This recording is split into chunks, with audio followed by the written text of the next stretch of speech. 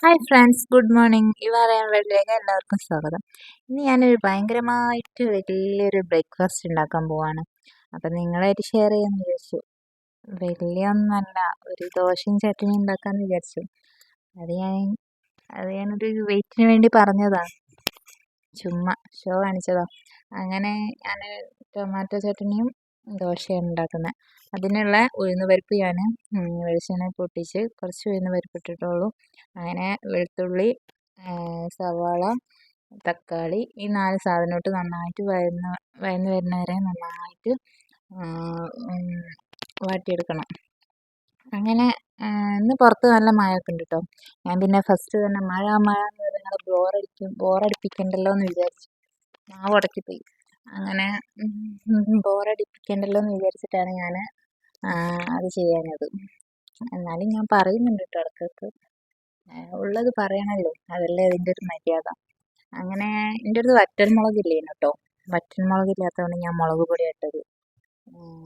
1.5 spoon ഇട്ടിട്ടുണ്ട്. പിന്നെ പുളി, ഒരു ശകലം പൊടി. അങ്ങനെ അത് നന്നായിട്ട് അതിൽ കിടന്ന് വാടി വരട്ടെ. അപ്പോഴേക്കും നമുക്ക് മിക്സിൻ്റെ ജാറൊക്കെ എടുത്ത് വെക്കാം. ഇതൊന്ന് അരപ്പാക്കി എടുക്കണം. എന്നിട്ടാണ് ചട്നി ഉണ്ടാക്കാൻ പോകുന്നത്. അതിലേക്ക് കുറച്ചൊരു പൊടിക്ക് ഉപ്പ് ഇട്ടിട്ടുണ്ടാവും കേട്ടോ. കുറച്ച് ഉപ്പിട്ടിട്ട്, ഓവറുപ്പായാൽ ടേസ്റ്റ് കുറയും. അതുകൊണ്ട് ദോശയിലൊക്കെ ഉപ്പുണ്ടാവുമല്ലോ, അതുകൊണ്ട് പാകത്തിന് മതി. അങ്ങനെ അത് നന്നായിട്ട് വാടിക്കഴിഞ്ഞാൽ ഒന്ന് കൂളാൻ വെച്ചിട്ട് അതൊന്ന് അടിച്ചെടുക്കാൻ വേണ്ടി. എല്ലാവരുടെ വീട്ടിലും തേങ്ങാ ചട്നിയൊക്കെയാണ് ഉണ്ടാക്കുക അധികവും. തേങ്ങാ ചട്നി, സാമ്പാർ. ഞാൻ ഇങ്ങനെ ഉണ്ടാക്കിയതാണ്. തേങ്ങാ ചട്നി ആകുമ്പോൾ ചിലർക്കൊന്നും വലിയ താല്പര്യം ഉണ്ടാവില്ല. അതുകൊണ്ട് ഞാൻ ടൊമാറ്റോ ചട്നി ആക്കാമെന്ന് വിചാരിച്ചു. സാമ്പാറിന് കുറച്ച് പണിയല്ലേ. അപ്പം ഇത് രാവിലെ തട്ടിക്കൂട്ടിയാൽ ഒരു ബ്രേക്ക്ഫാസ്റ്റുമായി, എളുപ്പപ്പണിയായി. അങ്ങനെ ഞാൻ പേസ്റ്റ് രൂപത്തിൽ അരച്ചെടുത്തിട്ടുണ്ട്. അങ്ങനെ അതിലേക്ക് വെളിച്ചെണ്ണ ഒഴിക്കാൻ പോവാണ്. എന്നിട്ട് കുറച്ച് കടുക്, കുറച്ച് കറിവേപ്പില, ഇത് രണ്ടും കൂടി ഇട്ടിട്ട് നന്നായിട്ട് വാട്ടിയെടുക്കാം. എന്നിട്ട് അതിലേക്കുള്ള അരപ്പ് റെഡിയാക്കി എടുത്ത് വെച്ചിട്ടുണ്ട്. അതും അതിലേക്ക് ഇട്ടിട്ട് നന്നായിട്ട് വാട്ടിയെടുക്കാം. അതിൽ കുറച്ച് വെള്ളം ഞാൻ ഒഴിച്ചിട്ടുണ്ട് കേട്ടോ. അത് ഇങ്ങനെ ടൈറ്റായി കിടക്കണ്ടല്ലോ എന്ന് വിചാരിച്ചിട്ട്. ഏതായാലും കുറുകി വരും, അപ്പം കുറച്ച് വെള്ളം ഒഴിച്ചതാണ് ഞാൻ. അതൊക്കെ കഴിഞ്ഞ് ദോശ ചുടാൻ പോവുകയാണ്. ദോശ ചുടാനുള്ള ഒരുക്കത്തിലാണ്. ലാസ്റ്റാണല്ലോ ദോശ ചുടുക. അങ്ങനെ അതിനുള്ള പാനൊക്കെ അടുപ്പത്ത് വെച്ചിട്ടുണ്ട്. അങ്ങനെ എൻ്റെ ദോശമാവ് ഇതാണ്.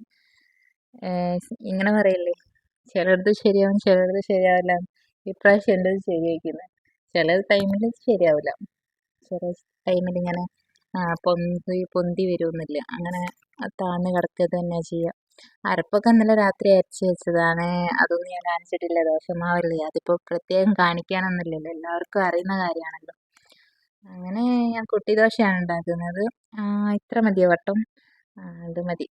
അങ്ങനെ ദോശ അവിടുന്ന് വെന്ത് വരട്ടെ, അതുവരെ നമുക്ക് അടച്ചു വെച്ചിട്ടുണ്ട്. ഇതിലേക്ക് മെയിനായിട്ട് സാമ്പാറൊക്കെ ഉണ്ടാക്കും, എന്നാലും ഞാൻ ഉണ്ടാക്കിയിട്ടില്ല. പക്ഷേ അടുത്ത വീഡിയോയിലൊക്കെ മുന്നേ ഉണ്ടാക്കാം. ഇനിയുണ്ടല്ലോ ഒരുപാട് വീഡിയോ ചെയ്യാൻ. അപ്പം ഇന്നലത്തെ വീഡിയോ ഒക്കെ എല്ലാവരും കണ്ടെന്ന് വിചാരിക്കുന്നു.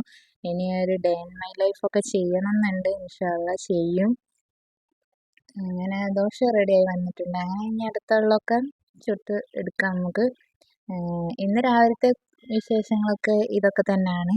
മക്കളൊന്നും എണീറ്റിട്ടില്ല. അവരെണീക്കുമ്പോഴേക്കും ഇതൊക്കെ റെഡിയാക്കി കഴിയണം. അതുവരെ ഇതൊക്കെ ചെയ്തെടുക്കാമല്ലോ ആ ടൈമിൽ. അതുകൊണ്ട് ഓടി വന്നതാണ്. അങ്ങനെ ദോശയൊക്കെ ചുട്ട് കഴിഞ്ഞ് ചായക്ക് വെള്ളം വെക്കണം. അത് വെച്ചിട്ടുണ്ട്. അപ്പം അടുത്ത വീഡിയോ കാണുന്നവരെ ബൈ ബൈ.